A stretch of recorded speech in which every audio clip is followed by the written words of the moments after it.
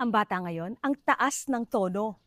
Ang tanong, kanino ba lumaki? Hindi ba tayo magulang? Sino ba nagturo?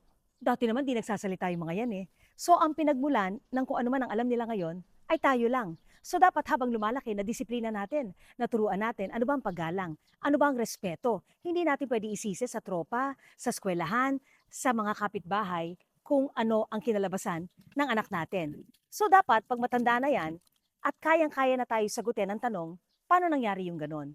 Kasi kung meron akong anak na matanda at sinasagot ako, magwo-walk out ako. Tatahimik ako. Hindi ko papatulan. Kasi hindi ko naman tinuruan maging bastos. Asahan mo, basta mahinahon ka naman at hindi ka nakikipag-away at ang taas ng tono ng anak mo, layasan mo. Dahil maya-maya lang guilty na yan. Baka lumapit yan sa'yo at humingi ng sorry. Wala kang ginagawa, pero binabastos ka? Teka muna, something is wrong. Talk to me later when you're ready, not when you're that way. Think about that.